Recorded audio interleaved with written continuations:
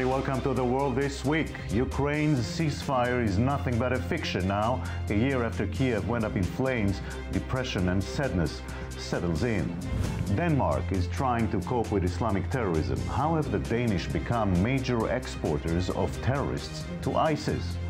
Israeli Prime Minister Netanyahu faces growing criticism in light of his plan to deliver a speech before Congress on Iran. And yet again, U.S. financial markets broke another record when Greece says a Eurozone deal is possible. These are some of the issues we'll touch upon this Sunday.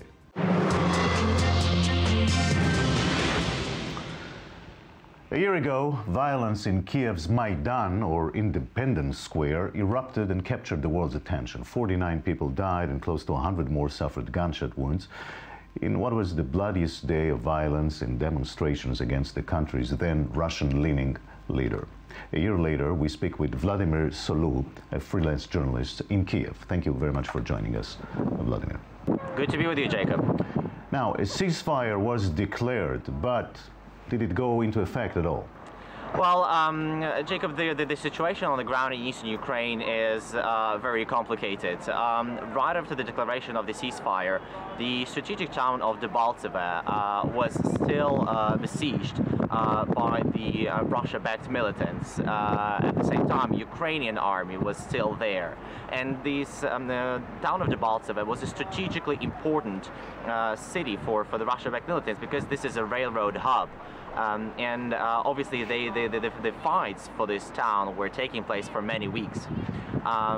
Just a few days ago, Ukrainian troops were withdrawn from Debaltseve, and immediately the fire in eastern Ukraine subsided to a large extent. It didn't stop completely, so there are still some incidents of exchange of fire, but obviously not as large scale as it has been while the town of Debaltseve was still encircled by Russia-backed militants, and Ukrainian army was basically trapped inside.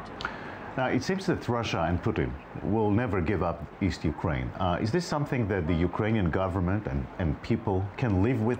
Well, unfortunately, Ukrainian people and Ukrainian government, they do realize that Russia will not back off so easily because they do not, this whole crisis was instigated just because the people on Maidan here exactly a year ago, they overturned Yanukovych, they ousted the president Yanukovych, who was effectively the puppet government, the puppet president of Russia, of Russian Federation. And after the ousting of Yanukovych government, Ukraine was ready to move closer to Euro, was ready to have closer ties with Euro and even NATO, and this what Russia was not willing to accept and was not willing to let happen. Therefore, this whole crisis was started just because Ukraine wanted to have closer connections with Europe. And on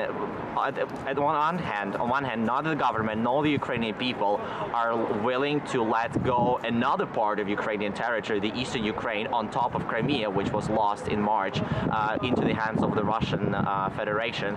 But on the other hand, they do understand that without some sort of concessions, Russians will not back off.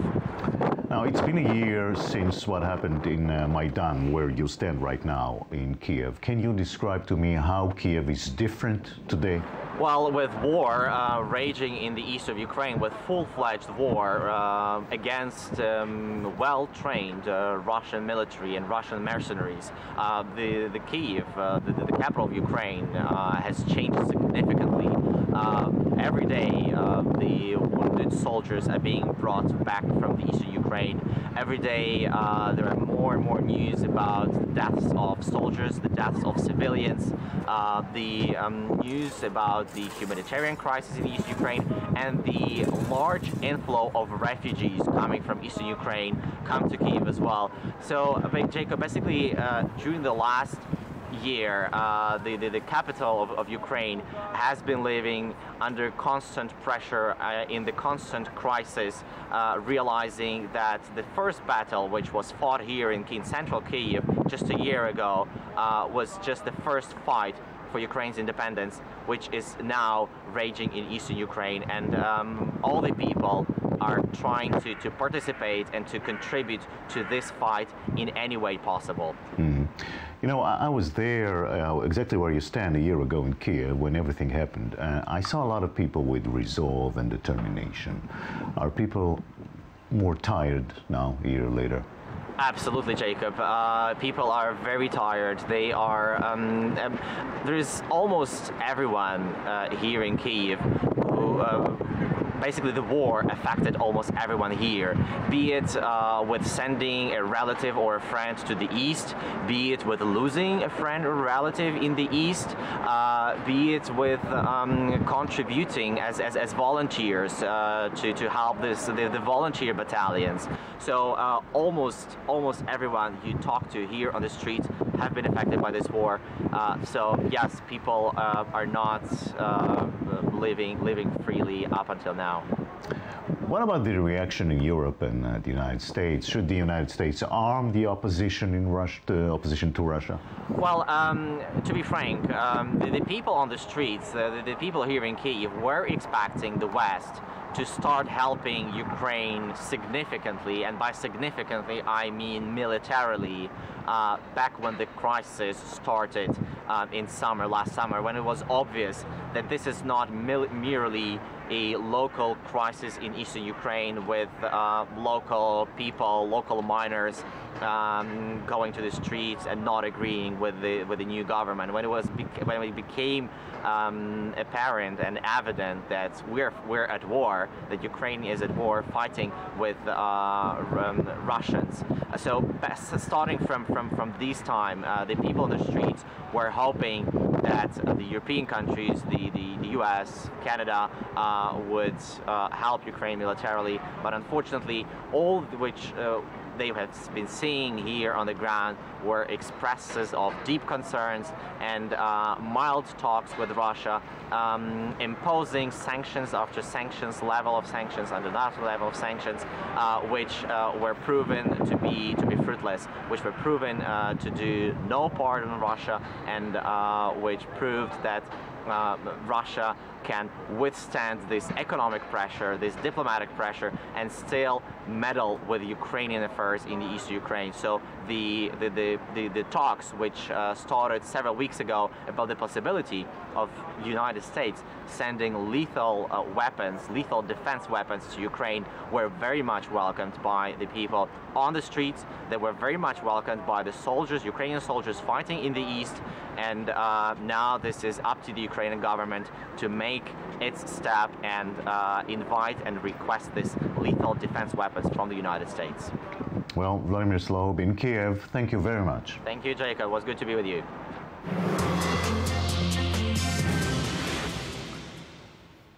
No one knows the Middle East crooked politics more than Dennis Ross. He spent decades as United States chief negotiator in the area.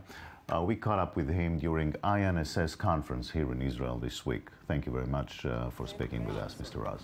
Thank you for having me. You are intimately familiar with U.S.-Israeli relations. Do you remember anything like we're seeing now around Netanyahu's speech in Congress? Well, I certainly remember episodes where we've had American presidents and Israeli prime ministers at odds with each other. I don't think there's been quite an occasion like this one having to do with the issue of the Congress, but there certainly have been moments in the past where there's been tension in the relationship and misunderstandings in the relationship. I think one that we're seeing right now is probably, I guess I would characterize as more difficult than some we've seen in the past, but they've been overcome in the past. I assume this one will be overcome as well. You know that some people, even in Congress, say that Netanyahu should cancel this speech altogether. Well, I think the question is, what's the purpose of the speech? If the purpose of the speech is to be addressing Iran, I think he could actually get a better hearing on Iran if he were just to do the speech he intends to do at AIPAC, and then go do briefings on the Hill. Maybe, you know, even have a collective briefing on the Hill, both on the Senate side and the House side. I think then you would take the partisan nature out of this, which is a real problem right now. Israel has always been an American issue, not a Republican issue or Democratic issue, and the way this was done, unfortunately, it suddenly made it a partisan issue, which doesn't serve Israel's interest, and unfortunately has diverted attention away from the very issue that the Prime Minister wants to address. Do they both share the blame for this crisis? I mean, both Netanyahu and President Obama?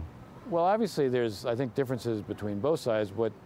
The fact that you have the Speaker of the House do an invitation behind the backs of his Democratic colleagues means that this was done in a very partisan way, and that, I think, that was a mistake. And sometimes when you make mistakes, you ought to acknowledge them. It looks like Iran is on the path of becoming a nuclear threshold power. Is this deal going to keep you sleepless at night, or are there holes in this deal? Well, I think if the deal that emerges is one that actually materializes, then I would like to see it combined with something else. I mean, I think if the deal that emerges is one that was combined with a set of consequences if there's violations, you could go a long way towards addressing one of the vulnerabilities of this deal. This deal could leave Iran as a nuclear threshold state, but if the verification requirements are expansive, meaning they exist anywhere, anytime before declared facilities and undeclared facilities, and if it was clear that if there was a violation where the Iranians were making a move to try to break out to a nuclear weapons capability, that we would make it almost automatic that there would be a use of force, and we would do that by having the administration work out an agreement with the Congress in advance that would authorize the use of force in the event of certain types of violations by the Iranians. Then you could deal with the consequences. You could deal with the concern I might have about leaving Iran as a threshold nuclear state. The point is, there'll be a gap between what they have and what they would need to become, what they would need to do to become a nuclear weapons state. And if it becomes clear that they are moving in that direction and the consequences are spelled out in advance so the world knows, the Iranians know, and the Congress and the United States are lined up together, then I think you could address what I think is a vulnerability built into the potential deal that might be emerging. Will Netanyahu and Obama be able to ever work together again? Well, I think they'll have to. I mean, there are problems here, that's clear, but I think they'll have to. There still are shared interests, there are shared threats, and the broader issues that bind these countries inevitably will lead us to work together. Whatever their relations are, I think, in fact, they will have to be able to work together, and I suspect, even if it's not so simple, something in the end will be worked out. After so many years, do you at all miss your job as a peace negotiator here in the Middle East? You know, what I miss is that the prospects of peace look so dim today, and that I worry about where things are headed. I worry about the disbelief on each side, and I think it makes the prospect of settling this over time even more difficult. And I know one thing, Israelis are not going anyplace and Palestinians are not going anyplace. Right. So it's not as if you can somehow wish the problem away. So that I worry about. And I don't miss all the sleepless nights, but I miss the fact that we seem to be very far away from being able to get something done. Yep. Dennis Franz, thank you very much. My pleasure. Thank you.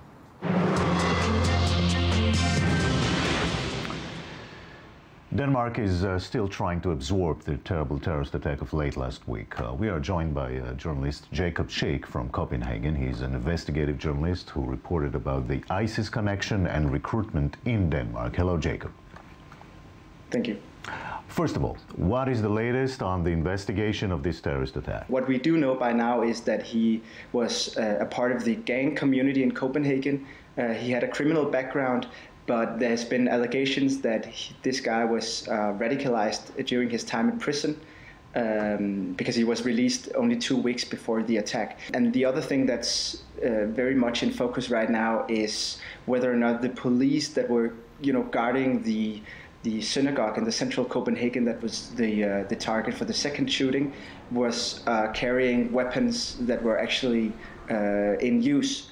Because there's been allegations that these weapons were actually not working. But they did not establish any specific Islamic connections as of yet, if I can understand correctly. This guy, the perpetrator, had a Facebook profile, and only a few minutes before the first attack, this Facebook page uploaded a video that swore oath to Abu Bakr al-Baghdadi, the leader of the Islamic State. Now, you've been investigating this. How come Denmark has become such a big supplier of volunteers to ISIS? Obviously, Denmark has been in focus from the whole Western world since the publishing of the Muhammad cartoons in 2005. And, for a lot of people in Denmark, it has not been a question of when, but it not been a question of if, but a question of when, in terms of if the possibility of a terrorist attack happening here in Copenhagen or in Denmark. Thank you very much, Jacob Schack, journalist from Copenhagen, Denmark. Thank you very much. This has been The World This Week. We'll see you here next Sunday. Have a great week.